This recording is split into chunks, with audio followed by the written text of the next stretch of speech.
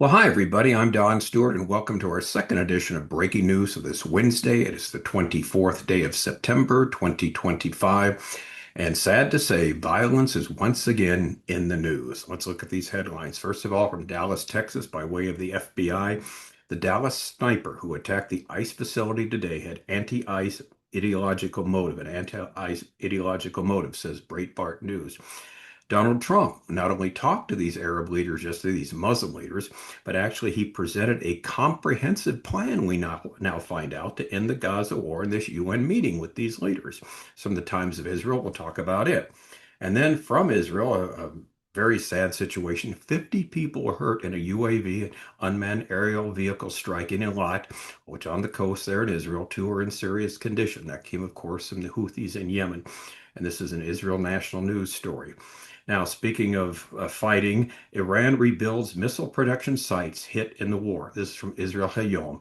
In other words, they're continuing to build their missile sites, continuing to try and build new missiles to hit not only Israel, but also Europe and even the United States of America. We have a story where the other day they actually tested a ICBM, intercontinental ballistic missile. Now, that's not been confirmed. That comes from Iranian sources, and it's not out of the question.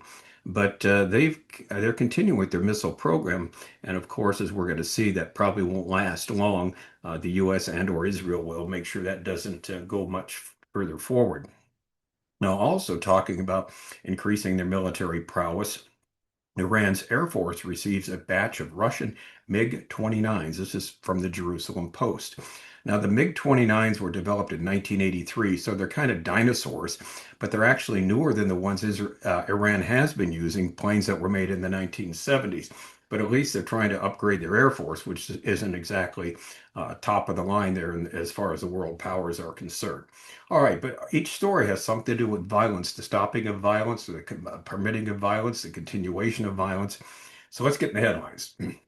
Headline number one from Dallas, Texas, by way, again, the FBI said the sniper who attacked this facility today, the ICE facility, had an anti-ICE ideological motive. FBI Director Kash Patel reported the man who shot this facility had one of his bullets loaded in a clip that had anti-ICE marked on the shell casing. All right. And so that kind of tells you where he's coming from. Director Patel said the 29-year-old man, whose name we're not going to bother mentioning, fired several rounds at the Dallas Immigration and Customs Enforcement Facility Wednesday morning. He said the man killed one person and wounded several others. He then took his own life as agents approached his rooftop location. In a statement on social media, Patel went on to write, while the investigation is ongoing, an initial review of the evidence shows an ideological motive behind this attack. One of the unspent shell casings recovered was engraved with the phrase anti-ICE. More updates will be forthcoming. Then he said this: these despicable, politically motivated attacks against law enforcement are not a one-off. We're only miles from Prairie Land, Texas, where just 2 months ago, an individual ambushed a separate ICE facility targeting their officers. It has to end, and the FBI and our partners will lead the investigative efforts to see to it that those who target our law enforcement are pursued and brought to the fullest extent of justice. All right, so this is not the first time and certainly not the last time we're going to see something like this. Sadly, the targeting of ICE agents by the left is a reality. Furthermore, as always, we see no real condemnation by the left, do we?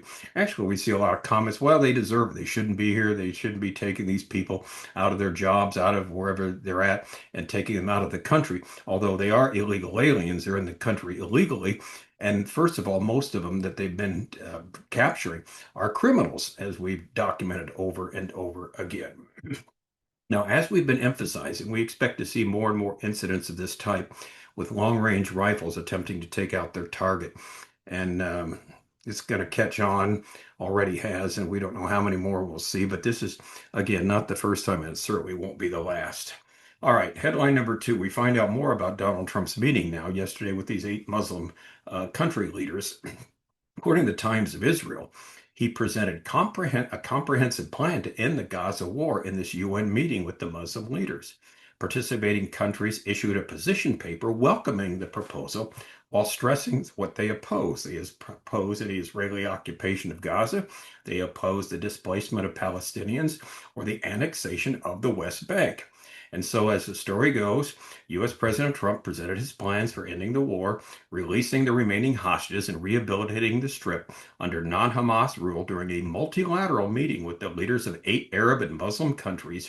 2 Arab diplomats briefed on the sit-down told the Times of Israel on Wednesday today. Trump, now this one's interesting. Trump also vowed he would not allow Israel to annex the West Bank. A source at the sit down and a second source briefed on the matter told the Times of Israel, confirming a report from the periodical Politico. Remember, we've had story after story about Netanyahu thinking about annexing certain parts of the West Bank, and there's been a big push for them to do this since the so-called Palestinian state was declared by the UN yesterday and the day before. And if you annex certain parts of the West Bank, you're going to cut off any types of Palestinian state about how they can join with one another there. So anyway, interesting that he told them this. Now again, he told them he would not allow something like this to happen. And supposedly on Monday, he cautioned Israel about annexing the West Bank in response to these decisions by these countries to recognize a state of Palestine. All right. So anyway, here's the bottom line.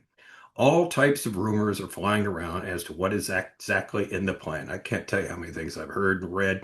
They're going to do this, they're going to do that.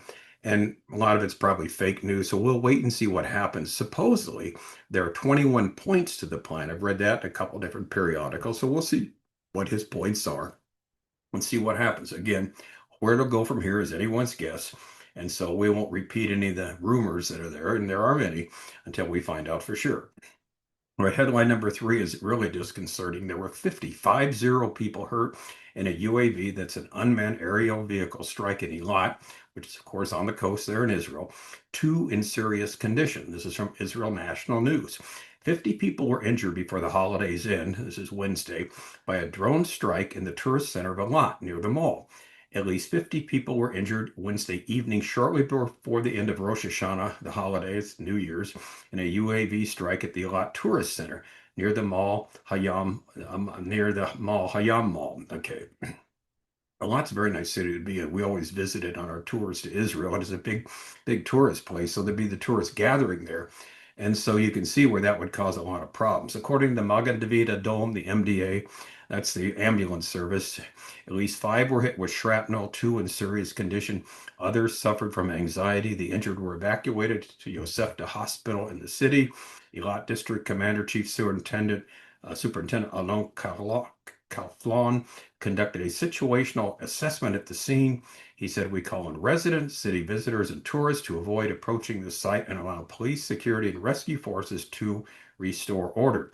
Now, here's the problem. The IDF, the Israeli Air Force, is investigating the failed interception attempt. Remember, they're supposed to be able to intercept all these drones, which use the Iron Dome system. A security source explained that 2 interceptors were fired at the UAV, which flew extremely low over the city, making it impossible to intercept with fighter jets.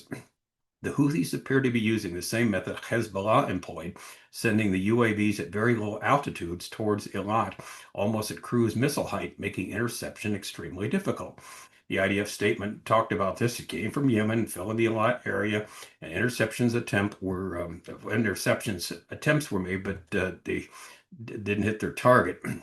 Even last week, if you recall, a UAV launch from Yemen exploded near the entrance to Jacob Hotel in Eilat. So they're reaching Eilat, and if you're going to Eilat, if you're a tourist there, it's got to be really dicey because it seems like once a week, our friends in Israel are telling us this, like once a week, there's something that explodes in Eilat, so it's getting to be very dicey there. Now, the Defense Minister Israel Katz had a response to this. He says, "I wish a full recovery to those injured in the attack in Eilat. The Houthi terrorists refuse to learn from Iran, Lebanon, and Gaza. They will learn the hard way. Those who harm Israel will be hit sevenfold." Well, let's hope that happens soon because those projectiles, drones, and missiles keep coming from Yemen, and hopefully Israel will soon stop these attacks once and for all because, again, the citizens are walking around on eggshells, particularly there in Eilat, because you never know when another drone, another missile is going to come their way. They're supposed to be able to be shot down, but they do get through. All right, now 2 stories about Iran here. And again, with their military hardwares. What's the issue? Number four on our headlines, Iran rebuilds missile production sites that were hit in the war from Israel HaYom. Satellite images show accelerated reconstructions of Parchin and Sharud sites struck during the 12-day war with Israel. Experts state that without large planetary mixers, high-quality solid propellant cannot be produced. Iran has been rebuilding missile production facilities struck by Israel in the 12-day war in June. Satellite imagery analyzed by the AP shows this, but a key component remains missing, and that is these large planetary mixers needed to produce solid rocket fuel propellant. Rehabilitating its missile program is vital for the Islamic Republic, which sees another round of war with Israel as a real possibility. Well, certainly will be if they keep doing what they're doing here. Missiles are one of Iran's few remaining military deterrents, and they do have ones that can go a long way. Those haven't all been destroyed after the war degraded its air defense system. This is a priority that Tehran has long insisted will not be on the negotiating table with the West. So, what's going on now? It's interesting. A race for these critical mixers. Missile experts told the AP that acquiring the mixers is a priority for Tehran, especially as it prepares for possible United Nations sanctions later this month. The measures under discussion would penalize any further development of Iran's missile program, among other steps. Known as planetary mixers, the machines contain blades that rotate around a central point, like planets in orbit, and provide superior mixing compared to with other equipment. Iran could obtain them from China, where U.S. officials and other experts say Tehran has previously purchased missile propellant components and other parts. If they succeed in reacquiring some key things such as planetary mixers, then the infrastructure is still there and ready to restart operations, said Sam Leir, a research fellow at the James Martin Center for Nonproliferation Studies, who studies Iranian missile sites. Now, it's fairly certain that neither Israel nor the U.S., this is us speaking, will let Iran even get close to restarting their operations towards a nuclear weapon one way or another. They will be stopped. We know that for a fact. We'll just wait and see how that takes place. And finally, Iran's Air Force receives a batch of these dinosaur Russian MiG-29s. This is from the Jerusalem Post. Their arrival underscores Tehran's urgency to bolster its aerial capabilities amidst regional tensions and after Operation Rising Lion. Now, get this. The MiG-29's fourth generation fighters are not the most advanced in the Russian arsenal. That's an understatement, but represent a significant upgrade from Iran's aging fleet, which largely consists of pre-1979 American aircraft. That's when the Shah was in power, and a handful of Russian and domestically modified platforms. These planes are still dinosaurs compared to the latest hardware the US and Israel possesses. Nevertheless, here's what's going on. Acquiring them sends another message to the world that Iran will continue to bolster its weapons capabilities. So, to sum up these headlines, recall in our book, 25 Signs Are Near the End, two of the signs that the scripture gives that the end is near are lawlessness and violence, the increase of lawlessness and violence at the end times, signs 17 and 18. There's always been lawlessness, there's always been violence, but Jesus reckoned that the time of the end will be like the days of Noah. And we read in Genesis chapter 6 through 8 what was going on in the world. Violence was everywhere, lawlessness was everywhere, so God sent the flood. So that's what we see happening now.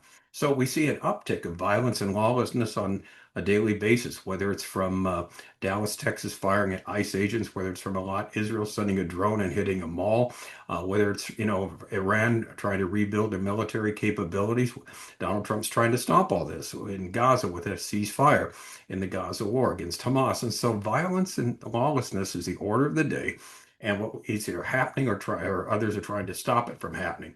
Now, again, we're not surprised by this since this is, part of the signs that God has given us that we're going to see as we get closer to the end of the age. And of course, the book 25 Signs We're Near the End is found on our website, Educating Our World, under the heading of Bible Prophecy. And like everything we do, it is a free download. All of our stuff is free. So please take advantage of it. Now, here's the good news. Good news that the Bible tells us there is indeed an end game to all of this, namely the return of Jesus Christ. Those who have believed in him, both living and dead, will take part in his glorious kingdom. In the meantime, our fallen world will continue to grow darker, and yet we have light in the future. But in the meantime, like we said, our job is to preach the gospel, teach the word of God, tell people they need to know Jesus, make disciples of all nations, and be salt and light to a very, very dark world.